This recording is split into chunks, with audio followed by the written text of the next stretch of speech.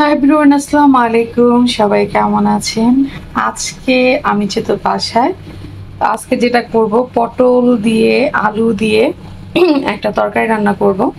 পাঙ্গাস মাছ যেহেতু আমার খুব বেশি পছন্দ, তো পটলগুলো তো দেখতেই পাচ্ছেন এখানে চিরি চিরি করে কেটে নিয়েছি। এগুলো ভাজবো, মাছ ভাজবো। আর আলুগুলো কিন্তু অনেকটা বরিশালের স্টাইলে কেটে নিয়েছি, গুল গুল করে। তো এখানে তেল বসিয়ে দিয়েছি। এখানে অবশ্যই আমি যেটা করব, দেখতেই পাচ্ছেন আপনারা, তাও মানে একদম কড়াই দিয়ে ধোয়া উঠতেছে। এরকম করলে হয় কি, কোনো কিছু আর লাগবে না, মাছ যেটাই ভাজেন না কেন এরকম ধোয়াটা উঠাই নেবেন। প্রথমে আমি যেটা করবো, মাছটা ভেজে নেব।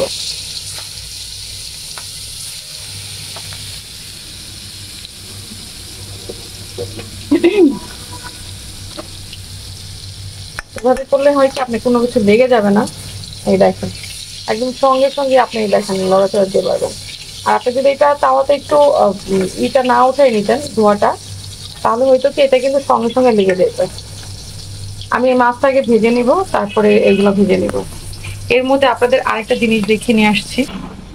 আপনাদের আরেকটা জিনিস দেখাই, সেটা হচ্ছে এই যে অ্যাকোরিয়ামটা। একটু লাইটটা জ্বালিয়ে নিলাম যেন আপনাদের দেখতে সুবিধা হয়। আপনাদের বলেছিলাম এটা মাঝে মধ্যে আপনাদের দেখাবো যে এটার পরিস্থিতি কি। এটা দেখেন, এখন পর্যন্ত কিন্তু এই দেখেন প্রত্যেকটাতে কি পরিমাণে শিকড় বের হয়ে গেছে।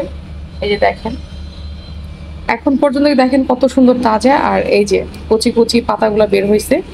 আর যেগুলো এই যে মারা যাবে এরকম বা নষ্ট হয়ে যাবে, আপনারা সেগুলো একটু হাত দিয়ে এরকম করে ফেলে দিবেন।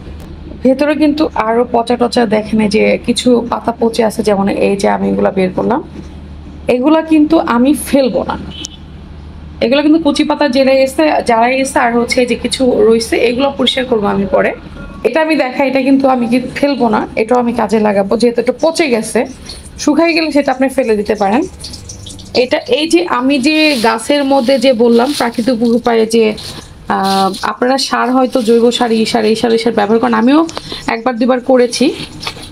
কিন্তু এই যে আমি দেখেন সবজিগুলো রেখে দিই এইভাবে, এই যে এই যেগুলো পচে গেছে এগুলো রেখে দিলাম।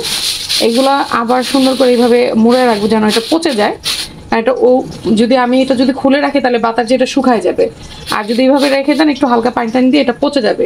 এই পচা পানিগুলা, সরি, এই পচা সবজিগুলা আমি যেটা করব, আমি সে দেখাই আপনাদের। এই যে আমি কি করব সেটা আপনাদের দেখাচ্ছি। এই যে দেখতে পাচ্ছেন যে আমার গাছগুলা, এটা হয়েছে এত সুন্দর সুন্দর গাছ। এটা হচ্ছে মিষ্টি কুমড়া, এটা হচ্ছে লাউ। এই যে সবজিগুলা আমি বুনেছি, এগুলার গোড়ায় আমি এই সবজি পচাগুলা দিয়ে দিব।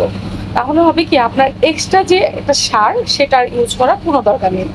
আপনার এই জিনিসগুলো দিয়ে সার হয়ে যাচ্ছে।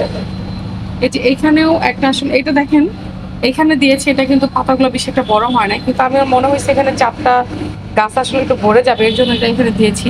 আর সবাই এগুলোতে ফুল বুনেন, আমি ফুলটা বুনতে চাই নাই। আমি চেয়েছি এইগুলো বুনে যে লতা পাতা হবে এটা দিয়ে ভরে যাবে সুন্দর। এখানে আপনাদের আরেকটা দেখাই, এই যে দেখেন, এটা যেটা বুনেছি এটা হচ্ছে ঝিঙ্গা নাকি যেন বলে, ধুন্দুল, সরি ধুন্দুল। ধুন্দুলটা এখানে বুনে দিয়েছি।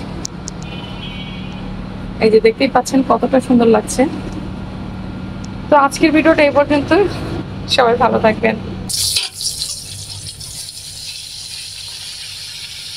এরপরে এই তো আমার মাছটা কিন্তু প্রায় ভাজা হয়ে গেছে। তো এগুলো ভেজে নিব, তারপরে হচ্ছে এটা রান্না করে ফেলবো। তো যাই হোক, সবাই ভালো থাকবেন, সুস্থ থাকবেন। আল্লাহ হাফিজ।